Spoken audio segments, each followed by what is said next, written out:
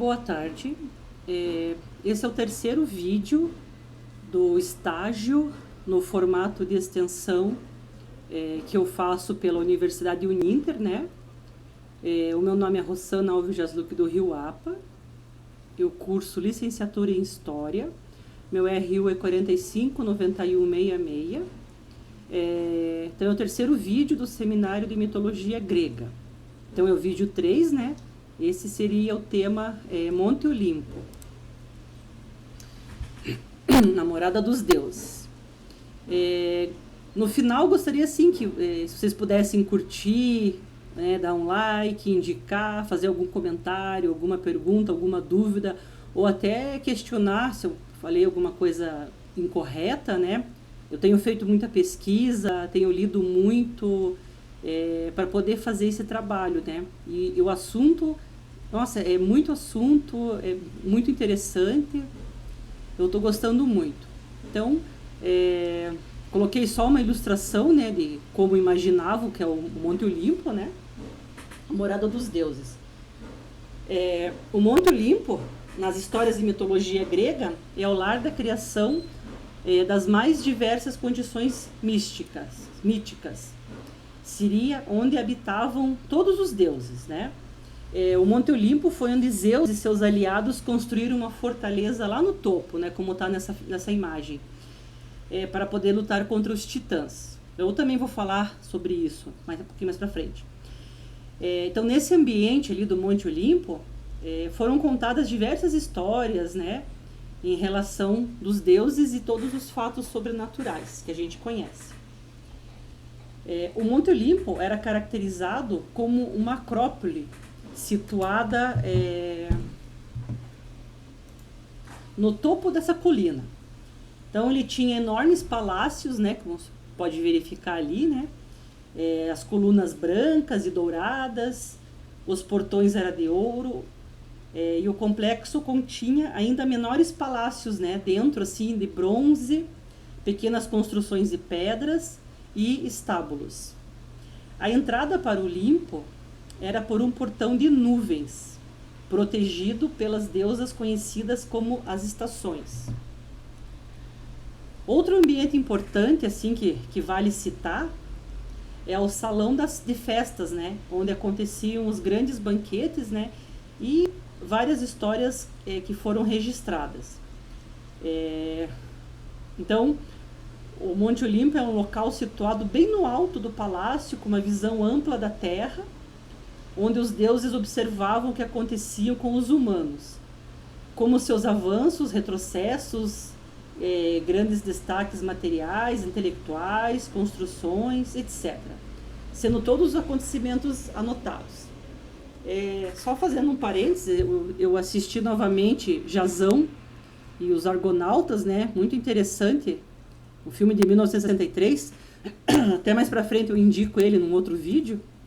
É interessante que dá para ver bem assim, né, essa parte aí dos deuses olhando, né, eles olhavam os humanos, né, os mortais, né, como se fosse numa água assim, né, daí eles olhavam, era bem interessante assim, é bem essa parte que eu acabei de falar. Então, apesar do completo arbítrio que permitia que eles vagassem por onde quisessem, né, os deuses escolheram esse lugar específico para habitar. Tem o cume coberto de neve, quase sempre com nuvens sobre o local. Tudo foi construído por Hefesto, o deus artesão. Então foi construído pelo Hefesto entre as nuvens ali. Era também o grande salão do palácio do rei Olimpo, que os deuses se regalavam todos os dias, com ambrosia e néctar. Era o alimento dos deuses, né? E o néctar era servido pela linda deusa Hebe. Acho que mais pra frente eu falo dela também. Ali eles discutiam os assuntos relativos ao céu e à terra, enquanto eles saboreavam o néctar. Por isso que a gente fala o néctar dos deuses, né? Às vezes a gente quer fazer algum comentário de alguma comida gostosa, assim. Apolo, deus da música, deliciava-os com os sons de sua lira e as musas cantavam. Quando o sol se punha, os deuses retiravam-se para as suas respectivas moradas a fim de dormir. Minerva tecia as túnicas e outras peças de vestuário. Vulcano, né? Depois eu vou falar um pouco mais sobre os deuses aí. Vulcano era o arquiteto, o ferreiro e o armeiro, o construtor de carros, o artista de todas as obras do Olimpo. Ele construía as moradas dos deuses e também fazia os sapatos de ouro com que os imortais caminhavam sobre o ar ou sobre a água. Então ele que construía. Situado ao norte da Grécia, no limite da Tessália e da Macedônia, próximo ao mar Egeu, que fica Olimpo, com 2.917 metros de altitude. É o ponto mais alto da Grécia. E tem uma flora especial que só se desenvolve nesse lugar. E há quem diga que essa região é realmente abençoada pelos deuses. No Olimpo, os deuses formavam uma sociedade que classificava os termos de autoridade e poderes. Porém, os deuses poderiam vagar livremente e foram associados deuses individuais com 3 principais domínios, né? Eles foram associados, esses deuses, né? Então tinha os domínios do céu, né, ou o paraíso, o mar e a terra. Depois eu vou falar de cada deus, né, da origem, né, bem no início, depois falo dos deuses principais, depois dos filhos, tem bastante assunto. Sabe-se também que quando Gaia, né, Gaia é a mãe terra, que deu origem aos titãs, eles fizeram, depois eu vou explicar melhor isso daí, que tem sobre o livro do Hesíodo, né? Então, quando a Gaia deu origem aos titãs, eles fizeram das montanhas gregas, inclusive as do Monte Olimpo, seus tronos, pois eram tão grandes que mal cabiam na crosta terrestre. A etimologia Olimpo é desconhecida, mas possui traços de semelhança com a cultura dos dóricos. Agora eu vou falar um pouco das curiosidades, né, dos deuses, né? Essa parte aqui da apresentação eu já falei, né? Eu vou falar um pouquinho das curiosidades do Monte Olimpo, né? Então, o Monte Olimpo é feito inteiramente de nuvens, né? Sem contar a própria montanha, que é uma rocha sólida. Nenhum mortal ou qualquer capanga dos deuses, né, pode entrar no Monte Olimpo, né? Só se for a convite, pelas leituras que eu fiz, né, a convite, e geralmente quem era o deus Hermes, né, que trazia, né? Então, os portões dourados do Olimpo foram forjados pelo próprio deus Hefesto. E na vida real, né, o Monte Olimpo é a montanha mais alta na Grécia, né? Então, os gregos, né, antigos, na busca de respostas para questões inexplicáveis, assim, criaram lendas através de associações que na maioria das vezes vinham da natureza, né? Por exemplo, né, se acontecia uma tempestade com raios e trovões, era o deus Zeus, né, que estava zangado, né, por exemplo. Um terremoto, né, era o deus Poseidon cravando seu tridente na terra, né. Um arco-íris aparecia no céu bem bonito, era a deusa Íris, né, mensageira de Hera, né, a serviço da deusa Hera. Então tem várias explicações, né, da natureza. Outras grandes montanhas de países com influência grega também receberam o nome de Olimpo, né? Não no Monte Olimpo, de Olimpo, né? Então são 4, né? Tem 4 montanhas na Grécia, né? Olimpo de Cilícia, Olímpio de Mícia, na Turquia, Olímpio de Élida e Olímpio da Arcádia. Então, acho que no próximo vídeo eu vou falar bem detalhado, sobre os deuses gregos, né? Mas agora, nesse vídeo aqui ainda, né, queria aproveitar porque eu fui escrevendo e foi surgindo assunto e fui detalhando, tipo, não vou conseguir, quero tentar passar o máximo possível nesse seminário de informações, mas tem muitos deuses, tem muitas histórias, tem muitas lendas, é um mundo assim muito incrível assim. Então, no próximo vídeo eu vou falar acho que somente dos deuses, dos filhos, origens, algumas histórias, né? Mas agora nesse vídeo eu queria ainda falar da criação do mundo, né? E queria falar um pouquinho dos deuses primordiais, que são os deuses que vieram antes de Zeus, Poseidon, né? Esses outros deuses que a gente conhece mais, né? Então, primeira coisa assim sobre mitologia grega, né, que a gente precisa saber, que todos os gregos eles eram politeístas, né? Eles acreditavam em vários deuses, né? E como eu estava falando do livro Teogonia, que foi escrito pelo Hesíodo, conta que eu falei sobre o Hesíodo no vídeo passado, né? Conta sobre os mitos gregos, né? Esse é um livro bem interessante. Ele fala de forma genealógica, né, e hierárquica, né? Teogonia vem da expressão grega theosgonia. Ele significa nascimento dos deuses, né? E o Hesíodo, né, como eu já tinha falado sobre ele, né, mas é bom sempre repetir, né? Ele era conhecido por recitar poesias épicas.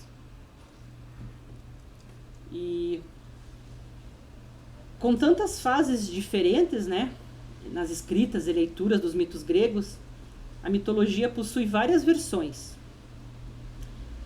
A Teogonia é um dos registros mais antigos sobre a história do surgimento dos deuses, né, narrando a forma que os gregos enxergavam a criação do mundo. Ao decorrer da obra de Hesíodo, ele discursa sobre a formação do universo, né, por meio do caos, indo até a ascensão e soberania de Zeus. Toda essa obra, né, toda essa obra que foi feita pelo Hesíodo, né, desde o início ele invoca a inspiração nas deusas, né, que simbolizam a arte e a ciência, né, filhas de Zeus, né, e filhas da Mnemosine, a deusa da memória. Para falar um pouquinho do livro, né,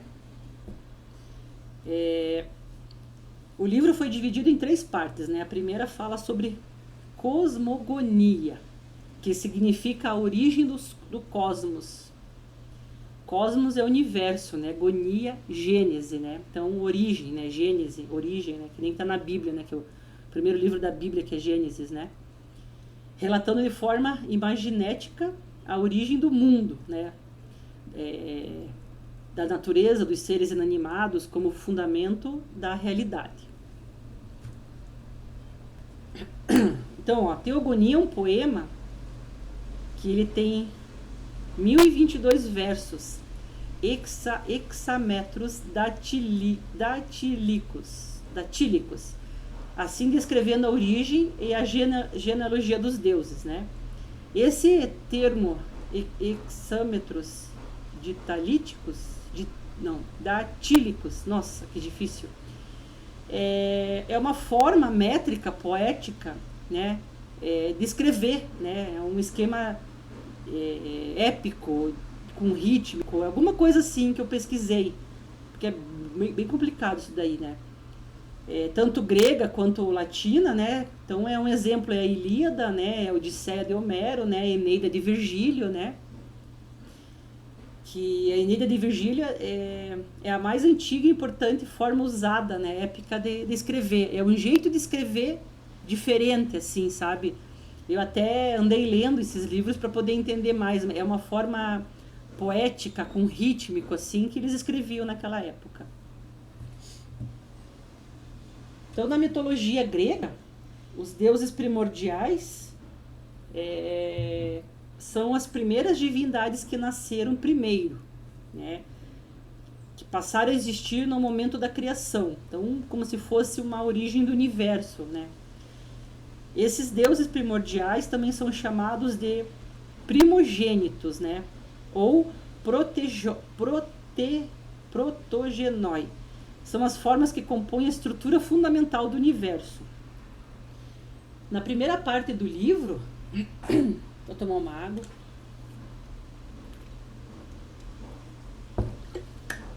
Nessa primeira parte do livro, Cosmogonia, então significa literalmente a criação do universo, né? Então, vamos iniciar, né, por caos, né? Ele representa o nada e o tudo ao mesmo tempo, né? É uma matéria vazia, é o nada caótico que depois ganha forma, mas tudo iniciou pelo caos, né? Era algo fora de ordem, assim, confuso. Mais pra frente eu vou detalhar um pouco mais o caos. Então, o caos, a Gaia, né? Gaia é a terra, força da natureza, é a mãe terra, fecundadora. O Tártaro, né? É o deus do submundo, para onde iam as almas dos mortos, né? O mundo subterrâneo, que depois veio a ser chamado de inferno pelo mundo cristão. Nada mais, o Tártaro é o inferno. E o Eros, né? Esse é o Eros, que não é o deus Eros, né? O Cupido, né? Depois, mais pra frente, eu vou falar do Cupido, mas esse é o deus que, de início, né? Um deus primordial, que ele representa o amor, né? Ou o desejo.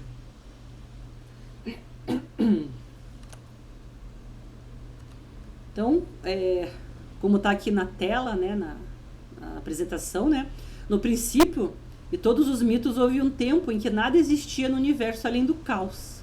Então, iniciou pelo caos, né? É a mais antiga, mais inexplicável, mais absurda das divindades. Era uma grande massa desinforme com tudo fora de ordem.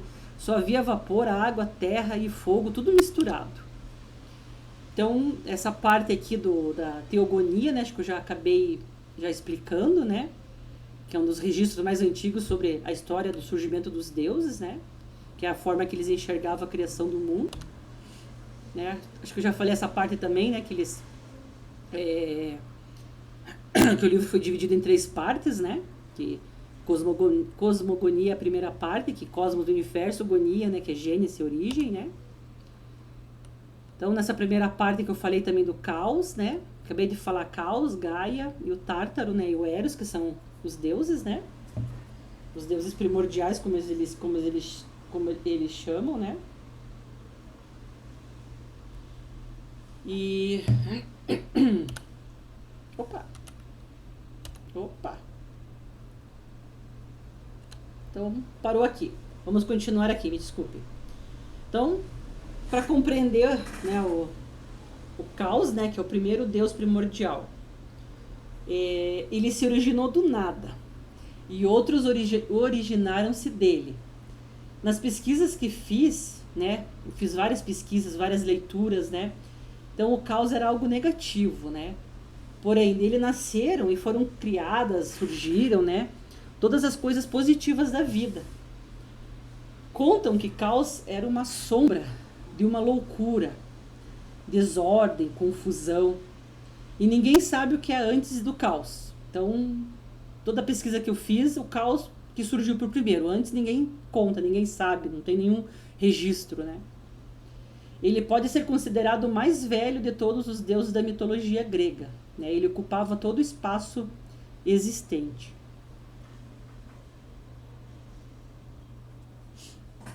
Então, lá no princípio, né, de todos os mitos, houve um tempo que nada existia no universo além do caos, né, como acho que eu já falei ali. Era a mais antiga, mais absurda, inexplicável, né, era uma grande massa sem forma, com tudo fora de ordem, confuso, né, então era tudo misturado, assim, era um vapor, água, terra, fogo, tudo misturado. Mas caos tinha sementes que iria dar forma ao futuro. Mas dentro dele havia uma desestrutura, não havia chão, não havia luz, não havia nem as direções, cima, baixo, esquerda, direita. Tudo ficava parado, mesmo que em constante convulsão. Pode-se resumir caos da seguinte forma: ao mesmo tempo que ele era tudo, o caos também era nada. Nesse momento da história, os deuses não tinham relação entre si, mas conseguiam gerar outros deuses espontaneamente. O caos vivia em um ambiente de trevas, vazio, sem nada. Então ele resolveu criar, né? Então ele criou primeiro a Gaia, né? Que é a mãe terra, né? Terra, força da natureza, fecundadora. O Eros, né? Que eu já comentei ali, né? Que é o amor, né? Ele representa o amor, mas não é o deus Cupido, né? Que a gente vai ver mais pra frente, né? Ébero ou Enix, né? Ébero, Enix, né? que fala que são a noite, né? E da Nix nasceu Éter e Hemera, que são o dia. Mais pra frente também eu detalho mais. E Tártaro, né? Que é profundezas da terra, né? Que os cristãos chamam de inferno. Só um segundo.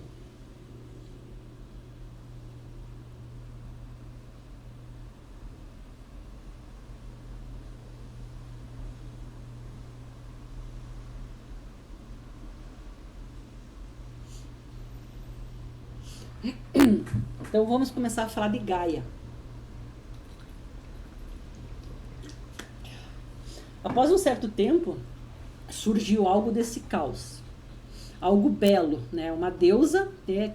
Então, a Gaia é representada com um corpo humano, né? Uma deusa de corpo humano, com seios fartos, né? Alguns contam que Gaia era o próprio planeta Terra. Então, várias pesquisas que eu fiz, né? A deusa Gaia simboliza a Mãe Terra. É a mãe de todos os outros deuses, né?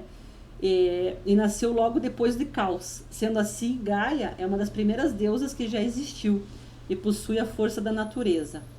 Também foi Gaia que deu origem a Pontos, a Urano e também as montanhas. Gaia era constante, diferente do que Caos, né? Com uma forma fixa, tá? Ao contrário de Caos, que Caos era algo desordenado e confuso, né? Gaia separou os elementos naturais que estavam misturados dentro do caos e organizou cada um no seu lugar. Seriam a terra, ar, fogo e a água. Contam que Gaia, por ter um corpo cheio de curvas, deu origem às às colinas e às montanhas. Urano juntou-se a Gaia. E nisso surgiu outros deuses importantes, os titãs e as titânias. Mas Urano não deixava que Gaia pudesse dar à luz aos seus filhos, por isso os prendia dentro dela durante sua formação.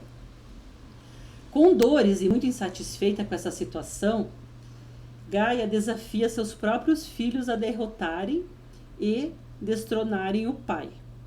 De todos os titãs, apenas um aceita o desafio, Cronos, que é o deus do tempo. Gaia criou uma foice com metal resistente e entregou para Cronos, que pudesse castrar o pai. No momento oportuno, ele acerta diretamente o pai, fazendo com que o órgão sexual de Urano caísse no mar. Da espuma gerada pela queda do órgão no mar, né, ou do esperma, né, nasceu Afrodite, a deusa do amor. E das gotas de sangue nasceram as fúrias, as ninfas e os gigantes. Da união entre Gaia e o Tártaro surgiu Urano. Opa, essa parte eu tinha que ter falado antes, me desculpe. Da união entre Gaia e o Tártaro surgiu Urano, que representa o céu. Montes, né, as montanhas, pontos, o mar, encerrando a primeira parte nessa da cosmologia. Mas agora eu vou falar um pouco do Eros. Então, esse é o Eros que representa o amor, a atração universal. Por conta de Eros, outros elementos se uniam para poder criar novos seres. Então, ó, não é como eu já tinha falado, né?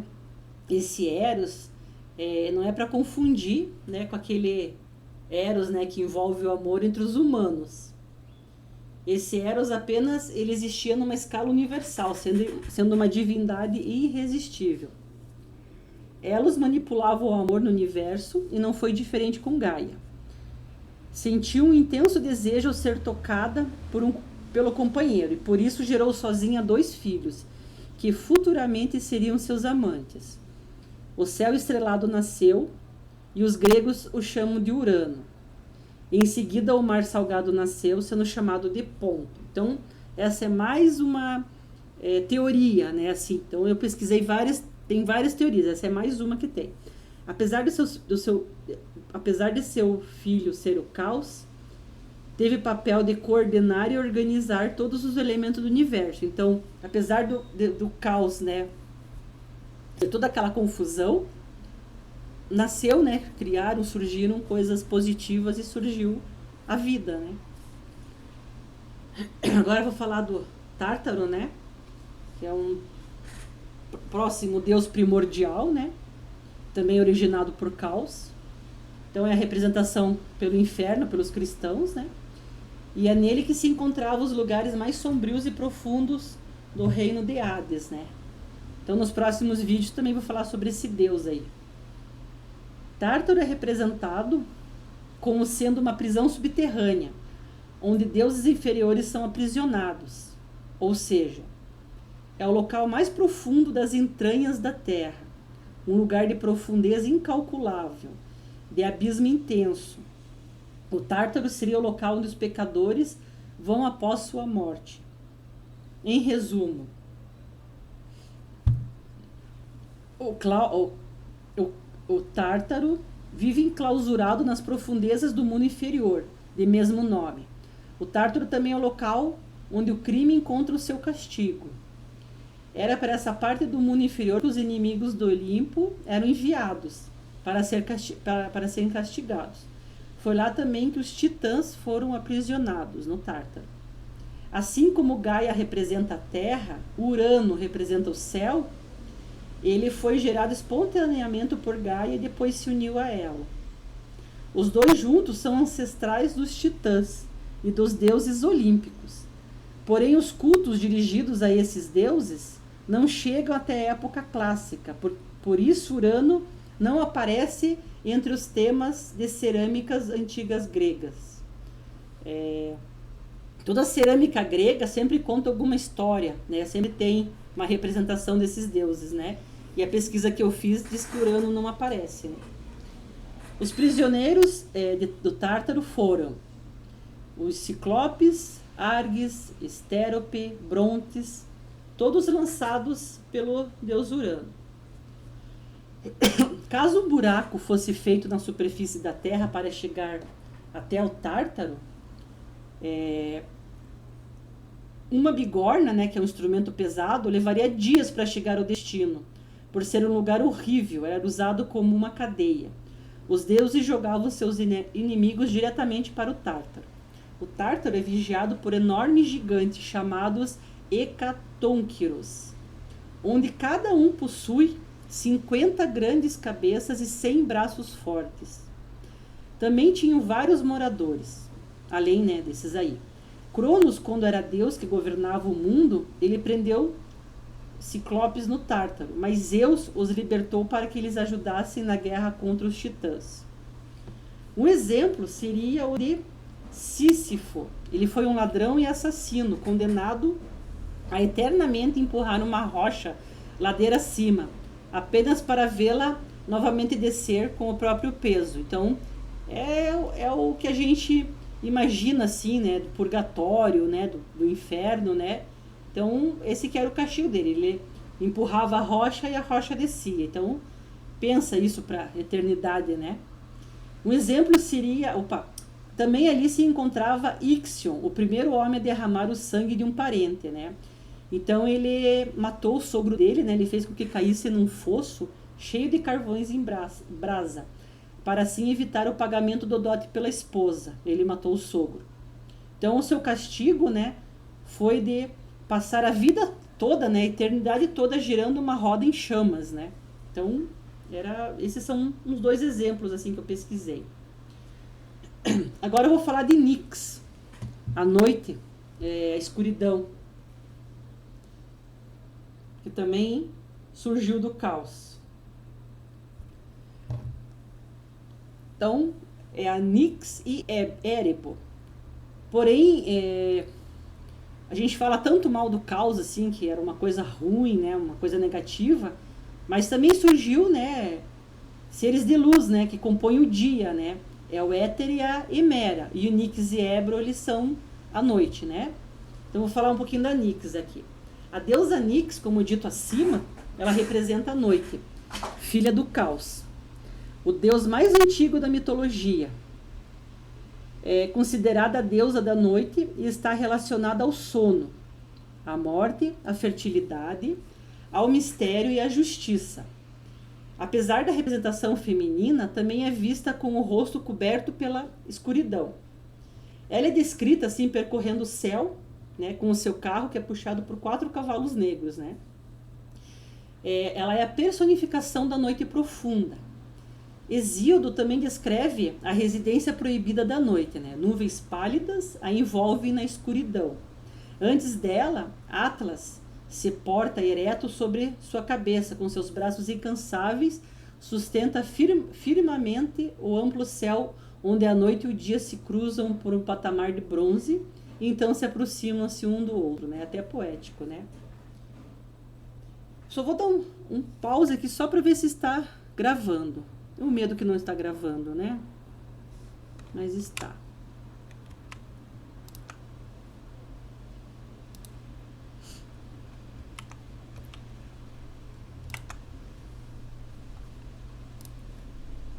Só um pouquinho.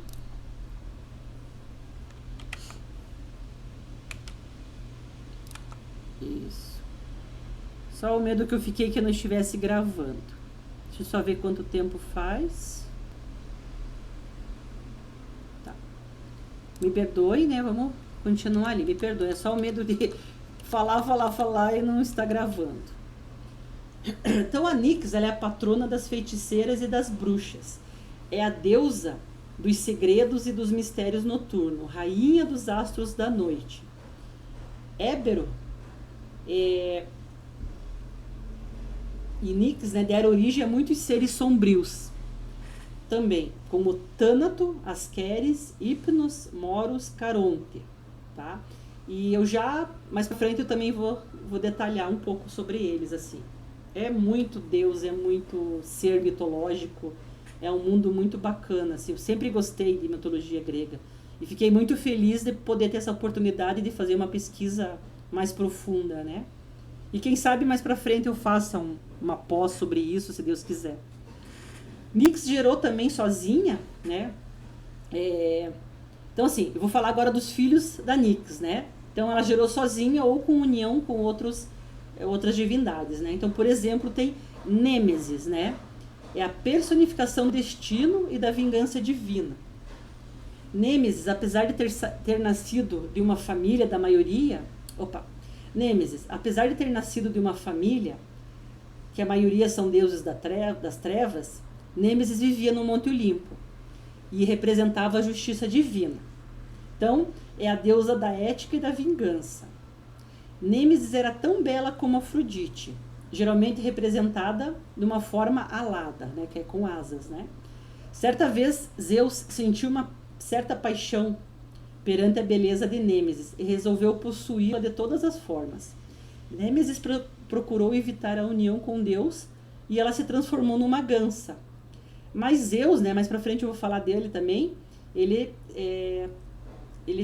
tem metamorfoses, né? Então ele também se transformou num cisne e se uniu a ela. Nêmesis pôs um ovo, fruto dessa união, e o abandonou. Alguns pastores o encontraram e entregaram a então rainha Leda, para esta chocá-lo junto aos dela, fruto da união de Zeus, na forma de cisne, e de Leda. E do ovo posto por Nêmesis nasceu Helena de Esparta e Pólocos. Nêmesis também é chamada de a inevitável. A Pate é outra filha de Nix. Ela é a personificação da fraude, do engano e do dolo. Então, foi junto com o seu correspondente masculino Dolos, né, o espírito da ardilosidade, um dos espíritos que saíram da caixa de Pandora. Bem mais pra frente eu também ainda vou falar sobre isso. É que senão eu vou acabar até me perdendo e confundindo vocês. Tânato, irmão gêmeo de Hypnos, é a personificação. Então, Tânato e Hypnos são gêmeos, né? Só que o Tânato é a personificação da morte, né? O deus da morte, né? Não da morte fatal, então sim da morte necessária. Ele fazia o trabalho mais essencial de todos. Ele é conhecido por ter o coração de ferro e as entranhas de bronze. Ele é representado por uma nuvem prateada que arrebatava a vida dos mortais. Também foi representado por um homem de cabelos e olhos prateados. Seu papel na mitologia é acompanhar o Hades, né, o deus Hades, que é o deus do mundo inferior. Thanato é um personagem que aparece em inúmeros mitos e lendas, assim como aparece na história de Sísifo e do rei Midas, que por serem as mais importantes se dispersarem com a maior facilidade. Tá? Agora eu vou falar de Hipnos, que é o irmão dele. Hipnos é o deus do sono. Ele viveu no palácio, dentro de uma caverna grande no lado oeste, né? Distante, onde o sol nunca chegou. Ninguém tinha um galo que acordasse o mundo, nem gansos ou cães. De modo que Hipnos vivia sempre em tranquilidade, na paz, no silêncio. Ele tinha uma cama bonita, cercada pelas cortinas pretas. Ele descansava em penas macias, como com um sonho calmo. E ele teve o filho Morfeu, mas para frente eu vou falar do Morfeu também. Tomou cuidado para que ninguém o acordasse. Hipnos era o deus do sono, da atividade e de dormir, mas não dos sonhos. Ele era deus do sono. Hipnos gerou sozinho Onírios, né, deuses dos sonhos. E entre eles, né, Morfeu, né? Morfeu era um deus Onírios, né? Fântaso e Celos. E Fantasia, que é a sua única filha. Só que a Fantasia, ela é personificação do desvaneio. Hipnos viveu em Lemos e casou com Grácia Pasítea, que lhe concedeu em agradecimento por préstimos realizados. Então ele tem uma forma humana, o Hipnos, mas ele se transforma numa ave. Agora eu vou falar um pouquinho da Queres. Ela é personificação da morte violenta e fatalidade. As Queres simbolizam o destino cruel, fatal e impossível de escapar. São deusas que trazem a morte violenta aos mortais. Elas possuem a índole de todo descendente do caos. São infalíveis as Queres. Eram deusas responsáveis por levar os mortos no campo de batalha. Portanto, vem como a morte antes do tempo, né? A morte cruel. Vamos mais um instantinho.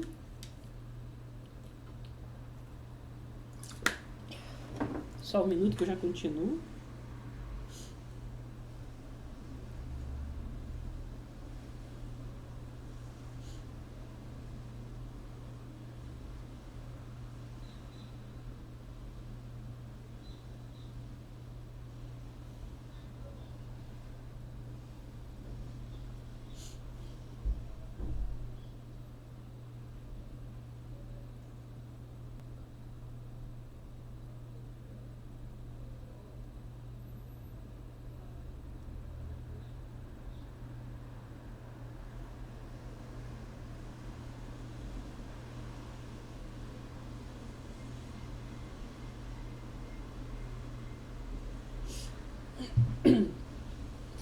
Eris, deusa da discórdia.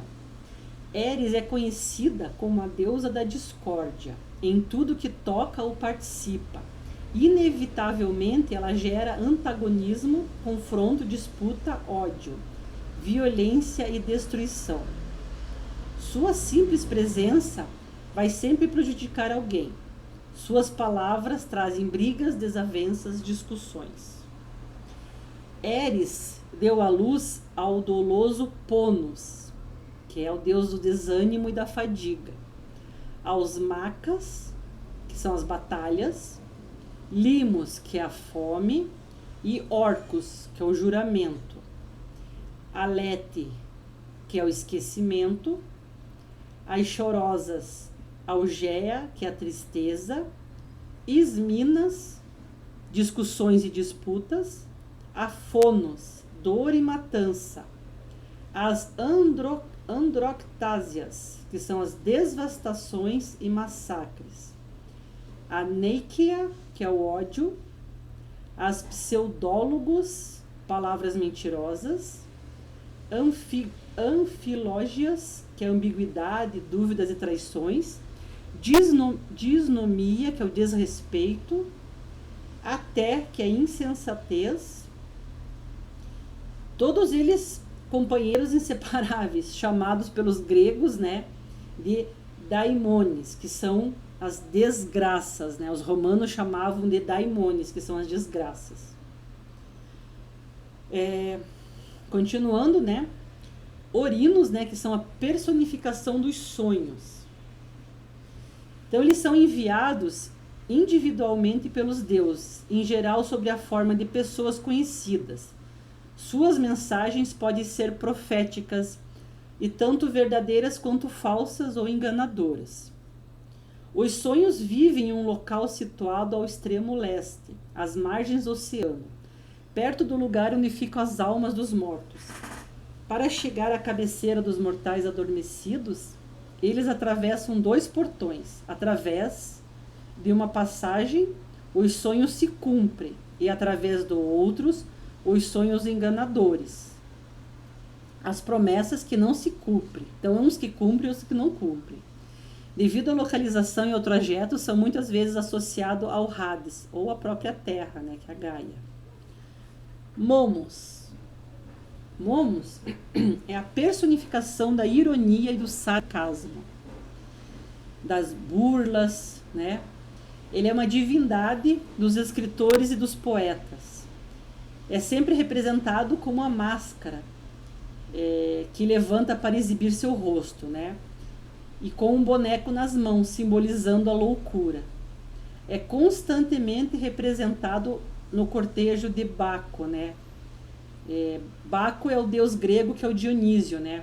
O Dionísio é o grego, o Baco é o romano. Sempre ao lado de Sileno e Como, o deus das farras e da dissolução. Agora eu vou falar de Óisios, que é a personificação da tristeza, angústia e da miséria. Ela é uma deusa menor, sem grandes seguidores e cultos, mas é uma deusa primordial da miséria, da tristeza e com uma certa quantidade de peso mitológico. Então, teve algumas deusas assim que eu não achei muito, não pesquisei, não achei muita coisa. Vou falar de Filotes. É a personificação da amizade e do carinho. Era a deusa da amizade, do carinho, da ternura, do afeto e do sexo. Estava relacionada ao amor entre familiares. Segundo a teogonia de Hesíodo, ela representava o intercurso sexual e social. Agora eu vou falar de Geras, que é a personificação da velhice. Era tido como parceiro e prelúdio inevitável de Tânato, a morte. E seu oposto, claro, foi Hebe, a juventude. A Hebe que a gente falou lá atrás, né? A Hebe era a deusa da juventude. Hebe, na mitologia grega, é a deusa da juventude, filha legítima de Zeus e Hera. Por ter o privilégio da eterna juventude, representava a donzela consagrada aos trabalhos domésticos, né?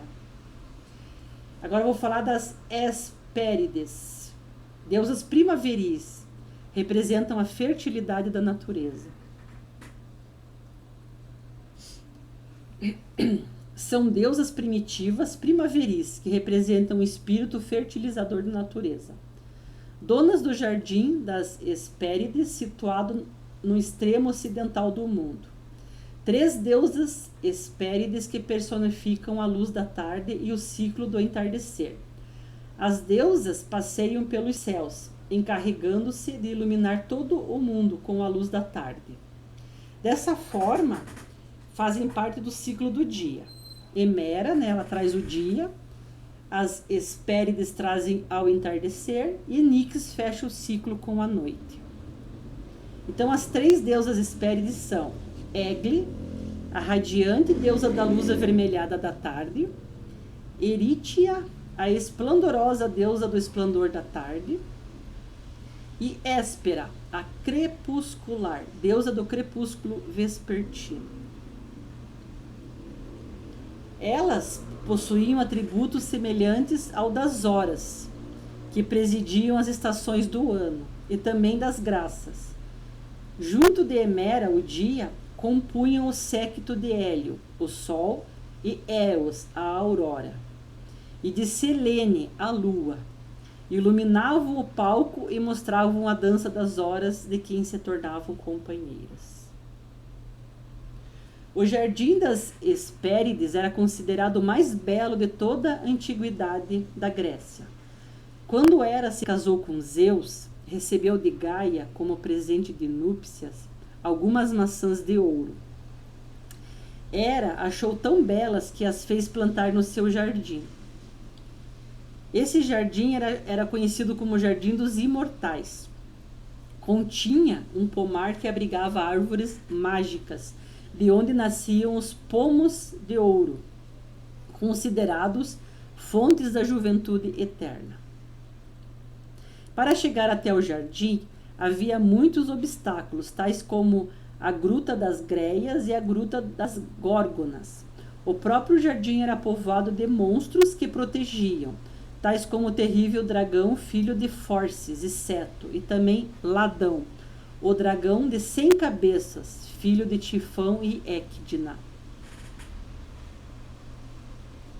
Plínio e Solínio relatam apenas 2 mortais heróis que encontraram os jardins das Hespérides. Perseu, quando foi enfrentar Medusa, né? Acho que mais pra frente eu falo dele. E Heracles. Heracles é o Hércules, né? Em um dos famosos 12 trabalhos de Hércules lá. Do Jardim das Hespérides saiu também o famoso Pomo da Discórdia, pelo qual Atena, Hera e Afrodite, elas se submeteram ao julgamento de Paris, que gera lá a história da Guerra de Troia, que mais pra frente eu falo também.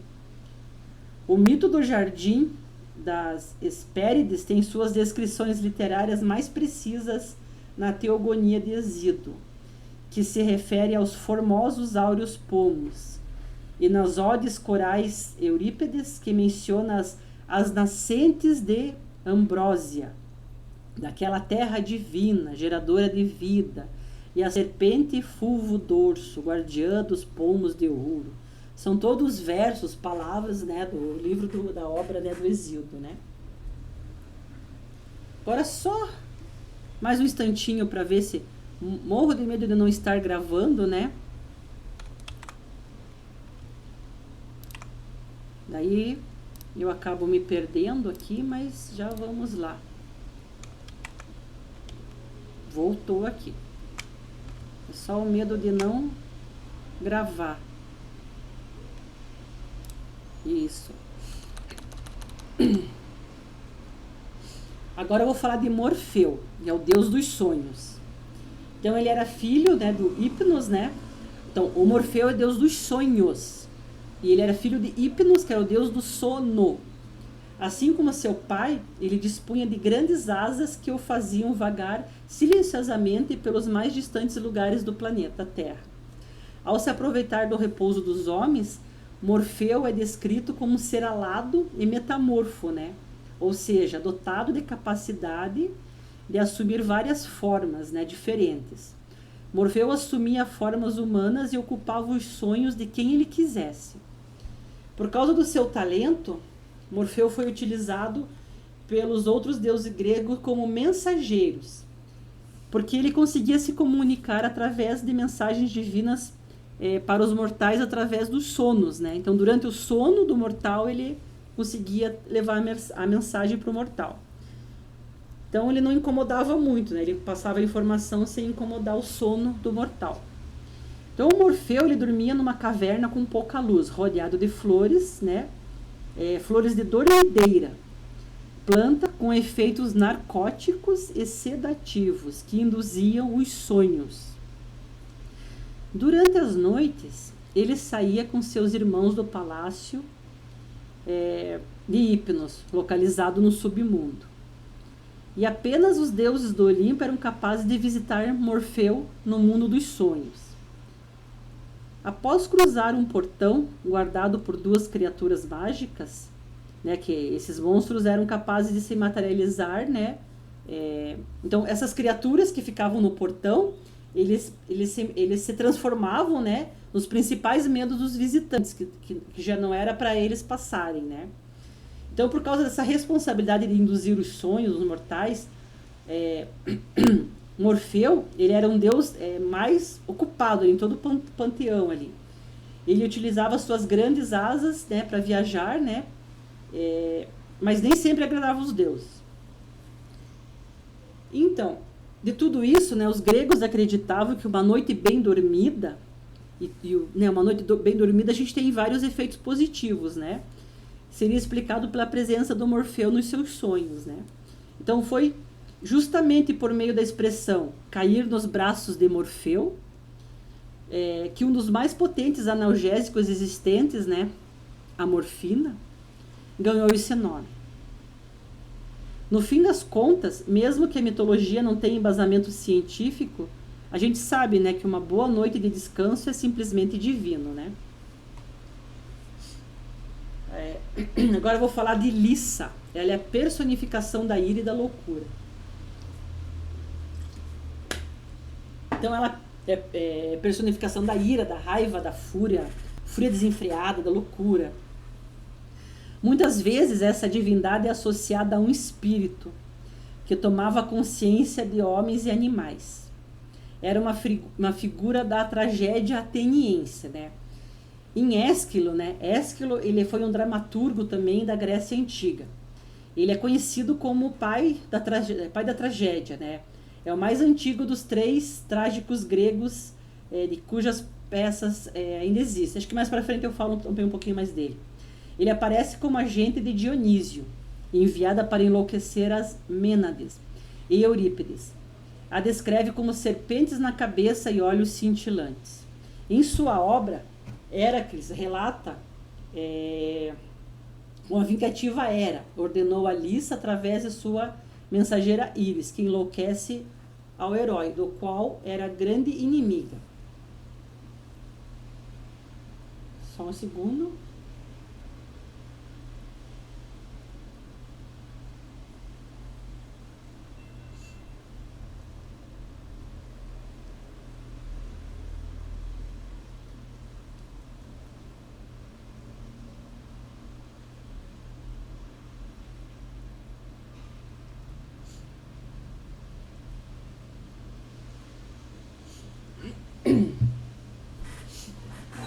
Daemon tentou dissuadir a Íris sem êxito algum, e contra sua vontade se introduziu em Heracles, incitando-lhe a matar sua mulher e seus próprios filhos. Estava envolvida com um grupo de daemones, Mania, a loucura, Coalemos, a estupidez, e a Noia, a demência. Agora eu vou falar das Eríneas. Elas são a personificação da vingança, fúria. Elas são representadas por 3 irmãs, que são responsáveis pelas punições dos mortais.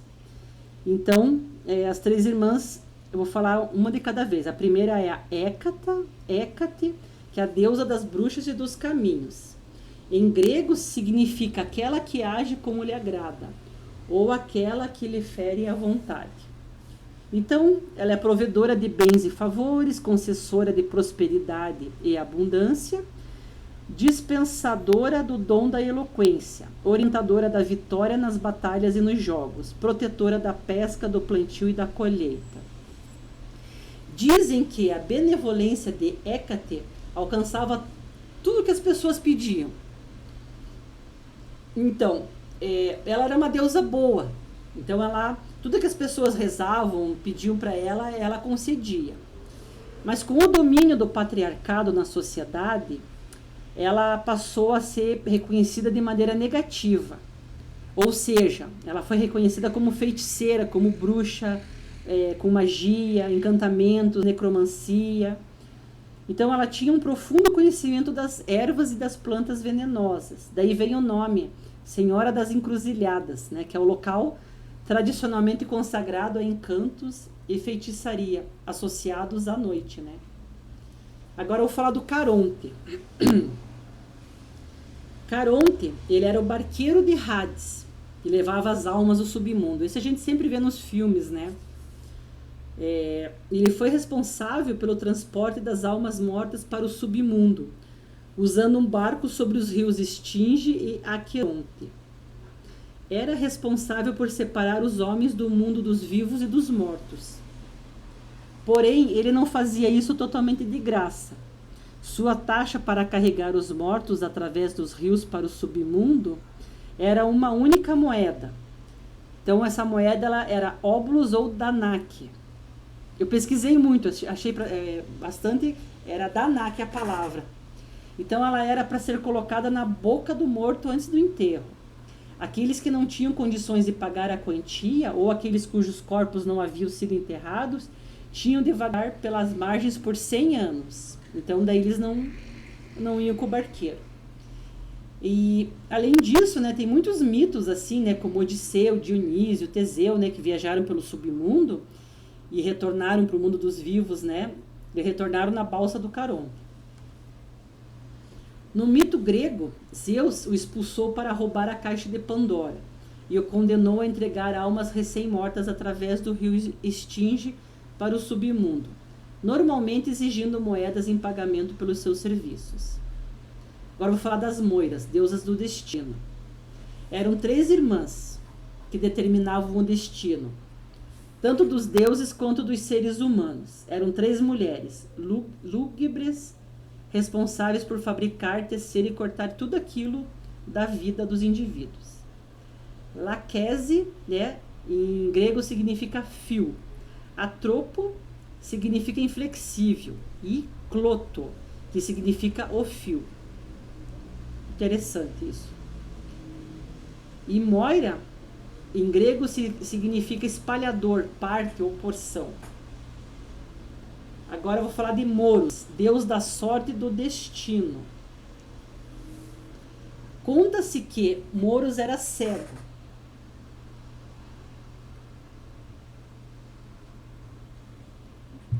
E por isso seu caráter é definido principalmente pela inevitabilidade. Então, tanto os mortais quanto os deuses estão subordinados a ele. Moros era quase sempre representado tendo a terra aos seus pés e uma estrela e um cetro nas mãos, demonstrando toda a sua superioridade. Segundo um mito, conta-se que Moros tirou 3 flechas do amor, de Eros. Logo após passar sua energia para elas, as escondeu no mundo mortal. Então, de acordo com esse mito, essas 3 flechas faziam o tempo voltar. Então, como se fosse voltar no tempo, né? Lá para a existência do caos, lá no início, né? E para a história acontecer tudo novamente, né? Essa que é o mito dessas flechas, né? Então, elas ficaram conhecidas como flechas do destino. E eram 3, né? Uma ficou escondida no templo de Eros. A outra no templo perdido de Moros. E a terceira em alguma árvore perdida no mundo dos humanos. Então, o mito sobre Moros ainda afirma que se as flechas forem disparadas separadamente, pode fazer que a memória de alguém volte na história, né? Interessante, né? Agora eu vou falar de Epifron, personificação da prudência e do cuidado.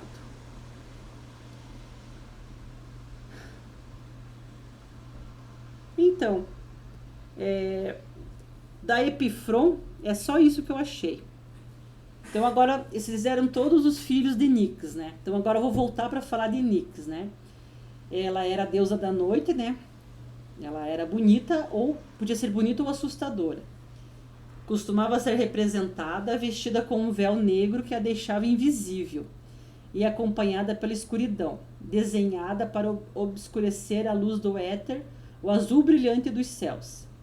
Hemera é filha de Ébero e Nix. Ela representa o dia e a luz. No romance que teve com seu irmão, Éter, ela deu origem à Thalassa e também aos antropomorfos como cólera, tristeza e a mentira. Por ser muito bela essa deusa, ela possui um poder de persuasão e controle mental. Éter representa o céu superior, sem limite. É diferente de Urano, né? Urano é o deus do céu, né? Ele é o ar elevado, Urano é o ar elevado, o ar que os deuses respiram. é muito mais distinto do que o ar impuro dos mortais, tá? Lá em cima. Éter é irmão de Hemera e filho de Ébero e Nix. Às vezes ela é citada como uma deusa alada, às vezes é descrita andando em uma carruagem, coberta em vestes escuras, segurando um raio de luz e acompanhada pelas estrelas em seu curso. Na arte, ela é representada com longas asas e dona de uma beleza avassaladora, que causava grandes efeitos nos homens e deuses. Há quem diga que Nix também participava do julgamento das almas enviadas para o submundo. Apesar disso, não era vista como uma entidade má. Conta a lenda que Nix e Hemera encontravam-se todas as noites passeando em suas carruagens. Nix trazendo a noite e as estrelas, e Hemera o dia e a luz do sol. Homero considerava a dominadora dos deuses e dos homens, e relata que próprio Zeus respeitava ela e temia ao mesmo tempo, pois ela era mais antiga, né? Então, e supostamente ela era mais forte que ele. Há um mito que diz que Hera, esposa de Zeus, pediu para Hípidos, filho de Nix, e o deus do sono profundo, que a gente já falou, ela pediu para adormecer o marido para dar vantagem aos gregos na guerra de Troia. Quando Zeus acordou, ficou tão furioso e perseguiu Hipnos, que correu para os braços da mãe. Então, com medo de provocar a ira de Nix, Zeus conteve sua ira e ficou quietinho. Também conta que Nix era capaz de impactar a terra de maneiras boas e ruins, sendo deusa da noite. Seus poderes estão relacionados com tudo que está ligado à escuridão. Medo, mistério, morte, terror. Mas ela também tinha domínio sobre a luz e podia trazer vida, iluminar as trevas e trazer a fertilidade. Nix é muito adorada pelas bruxas e pode ser considerada defensora delas. É constantemente convocada para conceder clareza na resolução de problemas. Um ritual a Nix pode ser realizado caso você se sinta sem rumo, perdido. Assim ela pode guiar você através dos caminhos escuros até a luz. Acho que já estou finalizando aqui, vou falar algumas curiosidades aqui. O curioso é que nunca existia um templo dedicado exclusivamente para a deusa Nix. E os registros mais comuns dizem que havia uma estátua dela no templo de Ártemis, em Éfeso, para a qual os espartanos dedicavam os cultos não só a ela, mas a seus filhos Tânato e Hipnos. Outra curiosidade é que em alguns poemas gregos, Nix é citada como a primeira de toda a criação. Antes de existir qualquer coisa, havia apenas escuridão, e foi dela que a deusa surgiu. São símbolos da deusa, né? A lua, as estrelas, as corujas, as névoas escuras, né? As criaturas de asas negras, né? Na mitologia romana, Nix é conhecida como Nox. E interessante uma pesquisa que eu fiz, né, e também por ser fã de Harry Potter, né? Há um feitiço no Harry Potter que é chamado Nox, que serve para apagar as luzes, fazendo referência à escuridão. Acho que agora, para finalizar, vou falar de Ébero, né? Ele também é um dos deuses primordiais, né? Toda essa parte foi nos deuses primordiais, né? E representa as trevas e a escuridão no universo. Esse deus dominava partes do universo conhecido como vácuo, né? Demarcando seu território em seus mantos escuros. Os seus domínios ficavam logo acima da sua irmã gêmea Nix, né? Que representa a noite. Em alguns mitos também, ele é associado à escuridão do mundo inferior. Com esses nascimentos, então a gente teve o início, o meio e o fim todo organizado. Então, no início temos o céu, o meio temos a Gaia com suas montanhas e no final temos o profundo do Tártaro. Então, lá no início, né, Caos, que era todo desorganizado e confuso, se transformou recebendo um novo nome, Cosmos, que a palavra grega significa ordem. Então agora finalizou a primeira parte do livro de Hesíodo, né? Então a gente vai para a segunda parte, né? Que é a teogonia, criação dos deuses e reinado de Cronos. Na segunda parte do livro de Hesíodo, Cronos derrota o pai, liberta os irmãos que estavam presos dentro de Gaia e que se une à própria irmã. Só um pouquinho.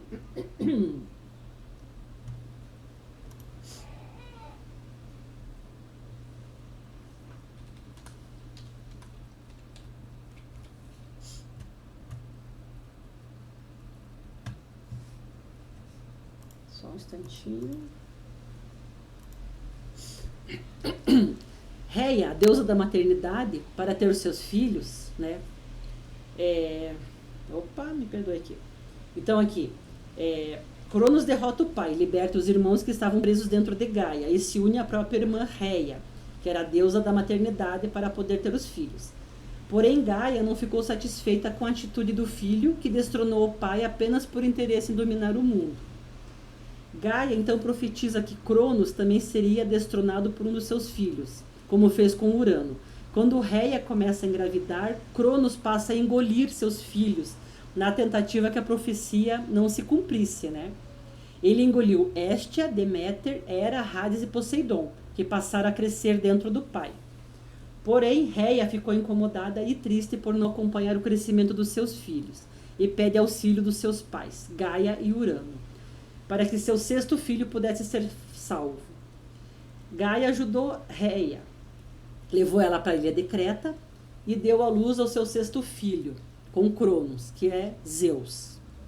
Para fugir da fúria de Cronos e proteger o filho, Reia entrega uma rocha enrolada e um cobertor para enganar o marido. E ele engole essa rocha, né, sem perceber, achando que é o filho. Para que a esposa não tivesse o filho, né? Então Zeus cresceu numa ilha de Creta aos cuidados de Gaia. E sempre soube-se que nasceu com uma missão de libertar seus irmãos e destronar o seu pai, o Cronos. Então ele vai envenenar o pai e liberta os irmãos, que se tornam os deuses olímpicos, né?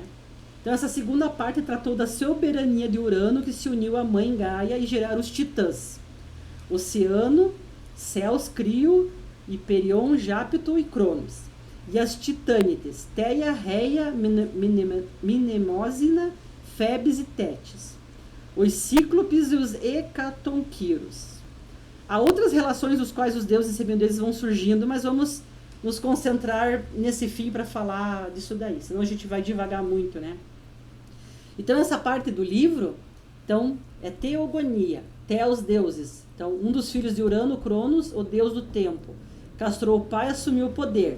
Do esperma caiu no oceano, surgiu da espuma que surgiu Afrodite. Cronos se casou com a sua irmã, Reia, e deu origem à segunda geração divina. Héstia, Deméter, Hera, Hades, Poseidon e Zeus. A imagem que se tem assim da substituição da paz e da ordem pelo céu é pelo efêmero, passageiro, transitório, que é o tempo, em que os seres surgiam e desapareciam sem nada permanecer. Isso porque Cronos engolia seus filhos, mas por um acaso Zeus caçula escondido, né, engoliu uma pedra acreditando que ser seu filho. Então Zeus destronou lá na ilha de Creta, né, e fez regurgitar seus irmãos. Ele fez Cronos cuspir seus irmãos, né? Então eles elegeram Zeus como Deus Rei, né? Ele assumiu todo o poder, né, lá do Olimpo. Agora a terceira e última parte, reinado de Zeus e seus combates, Zeus e Prometeu, condição humana, Zeus e os titãs, titanomaquia, Zeus e Tifeu, terceira parte do livro. Essa terceira e última fase é conhecida como erogonia, ao ter se estabelecido no poder iniciar as peripécias de Zeus. Então, através da sua união sexual constante com as deusas imortais, né, a nova geração de semideuses surgiu, né? Semideuses e heróis, né, como Hércules, né? Por terem destronado seus antecessores, os deuses foram criando dificuldades aos seus sucessores, a fim de que novos destronamentos não ocorressem. Eles não queriam perder o trono pelos seus filhos, né? Então, por isso que Hércules foi submetido aos 12 trabalhos, mas isso eu vou detalhar mais pra frente. Então, depois de que assumiram o trono do pai, né, do Cronos, né, Zeus abriu batalhas contra outros deuses. Uma das mais importantes foi a titanomaquia, que acontece entre os deuses dos Olímpios, irmãos de Zeus, contra os titãs. A guerra perdurou por anos em grandes embates. Deus então organizou uma grande armadilha que causou o recuo dos titãs. Ele joga todos os titãs no Tártaro, lá no submundo, e sentencia o deus Atlas a carregar o peso do mundo nas suas costas, né? Quando acabou a guerra, os irmãos Zeus, Hades e Poseidon dividiram o mundo entre eles da seguinte forma: os mares e rios ficaram aos cuidados do Poseidon, o submundo passou a ser controlado pelo deus Hades, e todo o restante, como céu, ar, terra, passaram a ser comandados pelo Zeus, que ele foi o soberano do Olimpo, né? Então ele era o deus poderoso que dominava não somente outros deuses, mas também os mortais, né? Os homens que viviam na terra. A genealogia dos deuses, semideuses e heróis promoveu o entendimento das fases do homem, conhecida como tradicionalmente fases ouro, prata e bronze. Essa analogia pretendia mostrar a degeneração do homem de uma raça superior para uma inferior, favorecendo assim do mesmo modo que uma hierarquia entre os deuses e uma hierarquia entre os homens, que deviam obedecer tais leis porque era assim o cosmos. O homem grego antigo se via como parte do cosmos e não diferente dele, então acabava acatando esse discurso em prol da ordem. As cidades que eram fundadas tinham nomes relacionados às divindades, por isso os cultos aconteciam de forma diferente. Cada polis e cada reis, né, Balizeus, justificavam seus poderes a partir da descendência dos deuses mitológicos. Então eu encerro esse vídeo, esse terceiro vídeo, né? Foi mais de 1 hora de vídeo, né? Agradeço. Se tiver alguma dúvida, por gentileza, faça comentário, curta, né, o vídeo, faça comentário, assista, que é importante, que é um estágio, preciso apresentar, né? Então, muito obrigada e até o próximo vídeo, que provavelmente vai ser sobre os deuses gregos. Muito obrigada.